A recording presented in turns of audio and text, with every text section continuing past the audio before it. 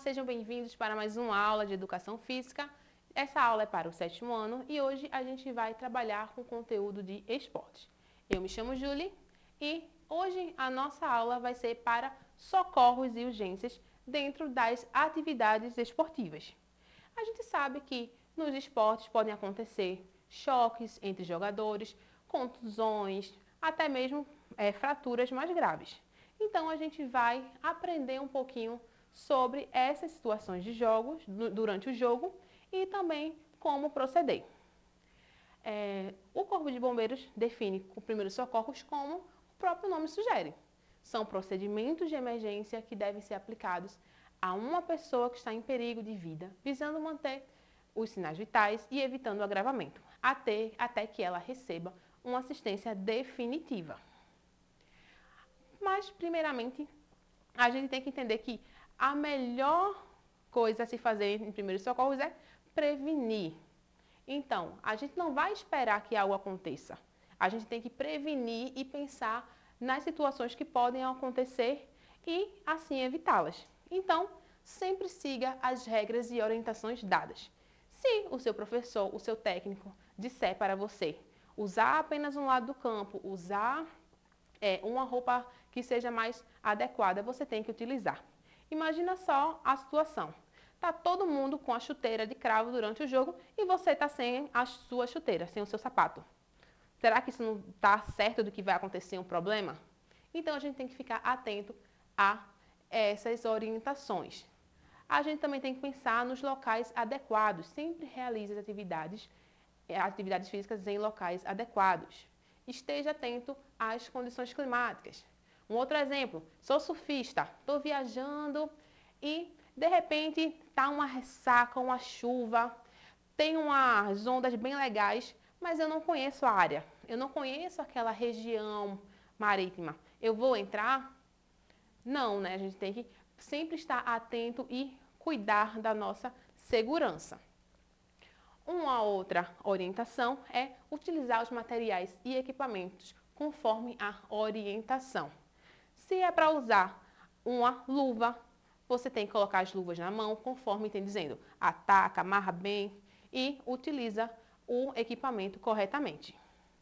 Tenha sempre decorado os números do Corpo de Bombeiros, que é 193, o número do Serviço de Atendimento Médico de Urgência, que é o SAMU 192, e também o número da polícia, porque sempre pode acontecer alguma coisa que você não tem controle e precisa de uma assistência especializada, ok?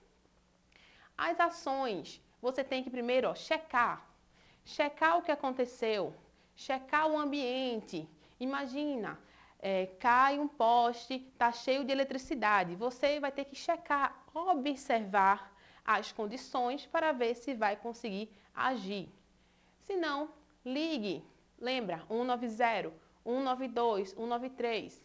Polícia, bombeiros, SAMU, são as pessoas que estão orientadas, estão com todo o conhecimento para agir nessas situações de risco, de segurança e de atendimento à saúde.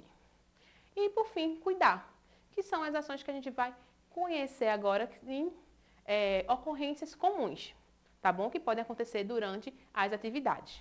Primeiro, os ferimentos leves, às vezes um corte ou deu um machucado, correndo, encontrou com um colega, então você tem que limpar a área com água limpa e sabão neutro e colocar gelo. Se for um ferimento profundo, de repente está saindo lá muito sangue, você vai pressionar com um pano limpo e evitar movimentar. E vai checar também, porque às vezes é um ferimento profundo e estanca, mas você tem que observar se é muito profundo. Você colocou o pano está ainda molhado de sangue, não está parando de sangrar. Então, isso significa que está uma hemorragia. Tem uma fratura, tem algum osso aparecendo, você passa a mão assim e sente que tem alguma coisa alta, pode indicar fratura, então ligue para a emergência. Uma outra ocorrência é fraturas e torções. Estou correndo, virei o pé, ou dei um encontrão forte, de repente não consegui nem pisar. Então, as orientações são repousar, imobilizar, se necessário também elevar a perna ou o membro que aconteceu a sua fratura, não é levar e colocar, por exemplo, o pé em cima da cabeça, tá certo? É levar um pouco e procurar o atendimento médico.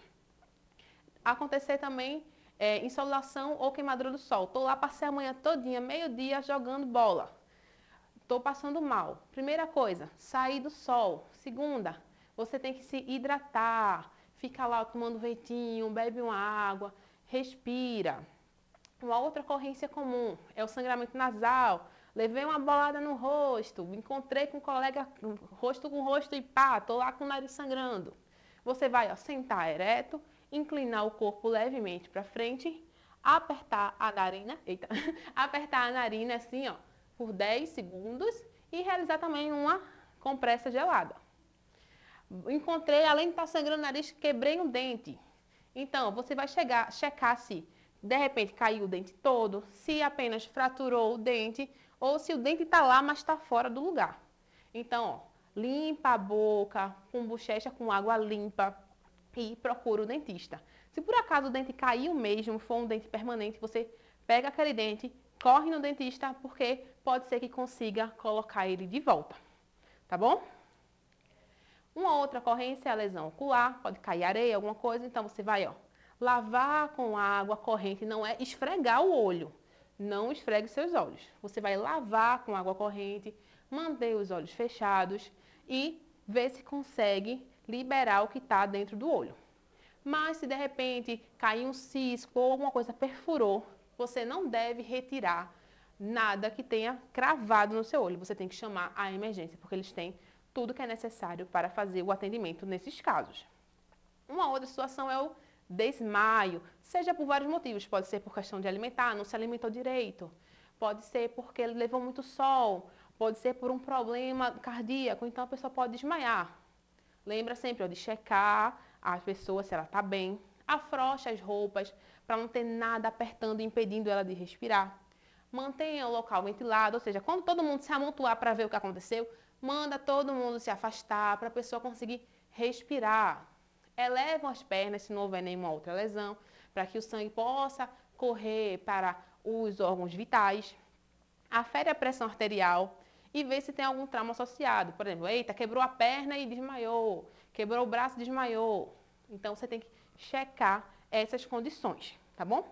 A aferição da pressão é para você verificar se o coração está batendo, se está tudo acontecendo normal, se a pessoa não está tendo nenhuma parada cardíaca, que não é uma ocorrência tão comum, mas a gente vem observando que isso pode acontecer durante um jogo que a pessoa realiza uma atividade muito extenuante. Então, durante a parada cardiorrespiratória, você tem que checar passou demais aqui. Checar os sinais vitais. Ou seja, você vê se a pessoa está respirando, se ela se movimenta, se ela consegue falar e chama ajuda. Em último caso, você tem que fazer uma ressuscitação cardiopulmonar. Se a pessoa não falou nada, você checou o sinal vital, ela não está com o coração muito forte, você está vendo que a pessoa está sem falar, enfim, viu que ela não está respondendo a nada, você faz uma ressuscitação cardiopulmonar. E essa ressuscitação é a seguinte: como eu falei, a gente checa os sinais vitais, dá uma sacudidinha, vê se a pessoa responde, vê se ela está respirando, se está saindo ar pela boca, se o coração está batendo normal.